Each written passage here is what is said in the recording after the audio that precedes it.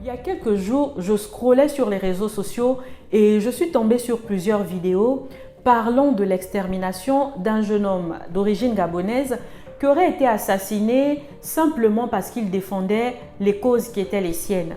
En lisant les commentaires, j'ai pu voir l'émoi et la tristesse dans les propos de certains Gabonais qui effectivement exprimaient leur mécontentement par rapport à ce qui s'était passé.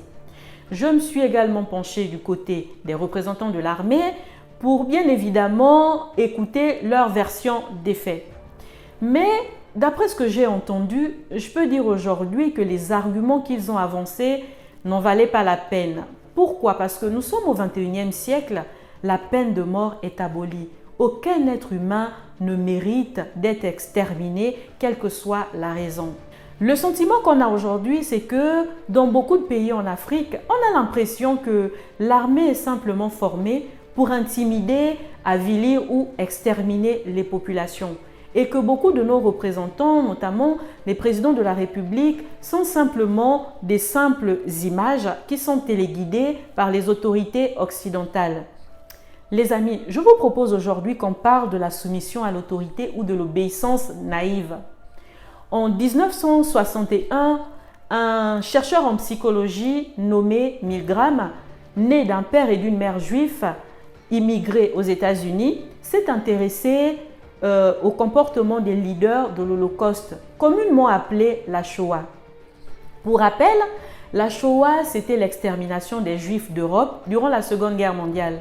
Et parmi les leaders de la Shoah, il y avait un qu'on appelait Adolf Eichmann. Ce dernier avait participé à l'extermination de plus de 6 millions de Juifs d'Europe.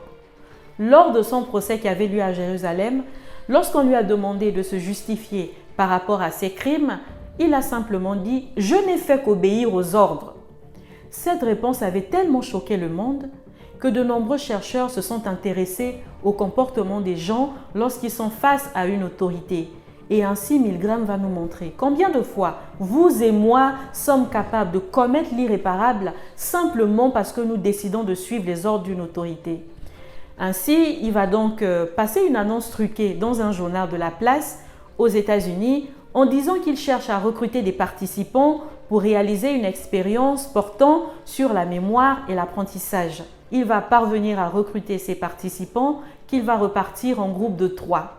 Dans chaque groupe, il y aura premièrement celui qui incarne l'autorité, donc le scientifique, qui sera vêtu d'une blouse blanche. Deuxièmement, il y aura l'enseignant qui aura pour mission de lire une série de mots à un élève. Et troisièmement, il y aura celui qui va jouer le rôle de l'élève. Ce dernier sera assis dans une autre pièce adjacente, donc séparé de l'enseignant et du scientifique. Et l'élève aura pour mission de restituer convenablement les mots qu'aura lus l'enseignant sans se tromper. Toutes les fois que l'élève va se tromper, l'enseignant va lui envoyer ou va lui administrer des chocs électriques. Ces chocs vont varier entre 15 volts et 450 volts, sachant que 15 volts, c'est le choc le plus basique qui va simplement chatouiller l'élève. Par contre, 450 volts, c'est le choc le plus dangereux, le choc mortel qui va occasionner la mort de l'élève. Mais en vrai, ce ne sont pas des chocs réels, mais plutôt des chocs préenregistrés. Pourquoi? Parce que ce soit le scientifique ou l'élève, les deux sont des acteurs, ce sont des complices. Le seul naïf de l'expérience, c'est celui qui joue le rôle de l'enseignant, parce que c'est celui sur qui portera l'étude.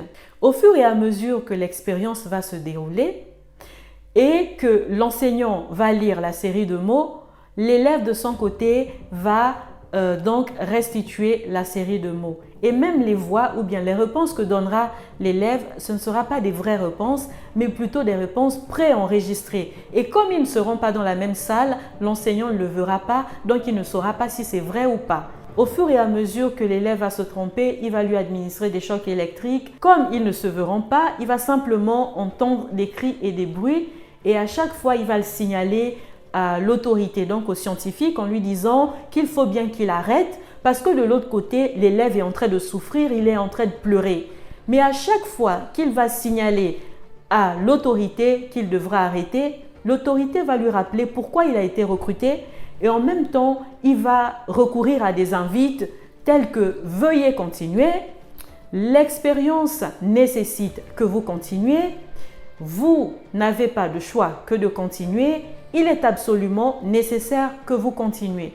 Et malgré que l'enseignant va présenter des signes de peur, de torpeur, d'angoisse, de transpiration, il va quand même continuer à administrer des chocs électriques à l'élève jusqu'à lui envoyer le choc le plus mortel, où on va supposer que l'élève sera mort puisqu'on n'entendra plus de bruit de l'autre côté de la pièce. Pourtant, avant l'expérience, Milgram a demandé aux participants à quoi ils s'attendraient. Ces derniers ont dit qu'ils s'attendaient à ce que quelques personnes administrent des chocs électriques à l'élève. Mais ils étaient tous surpris que les résultats de l'expérience ont montré qu'environ 100% de personnes qui ont joué le rôle de celui qui était l'enseignant sont allées jusqu'à administrer 300 volts à l'élève et 65% de personnes qui ont joué le même rôle, donc le rôle de l'enseignant, sont allées jusqu'à administrer les 450 volts, donc la dernière mesure qui a occasionné la mort de l'élève.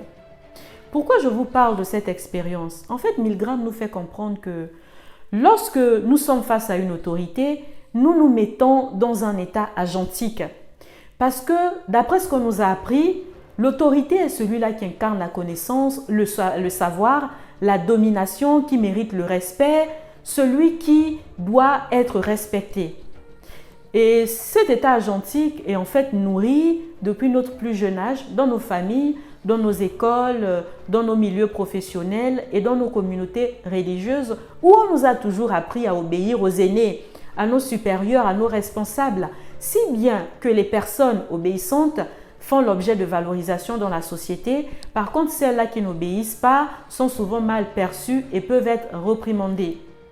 Donc, lorsqu'on évolue dans un environnement hiérarchisé, nous ne nous sentons plus responsables de nos actions, mais nous nous sentons plutôt responsables de la réalisation des actions de celui qui incarne l'autorité. La preuve en est, combien de personnes parmi nous sont capables de mettre en cause les recommandations d'un supérieur lorsqu'il nous demande de poser des actes qui vont à l'encontre du respect de l'éthique ou du respect de l'être humain? Je ne pense pas qu'il y ait de nombreuses personnes à dire non. Voyez-vous combien de fois nous sommes tous capables de nous soumettre aux exigences d'une autorité? Et oui, nous sommes souvent plus obéissants que nous ne le pensions. Sur ce, je vous dis à très bientôt pour une prochaine vidéo. Au revoir.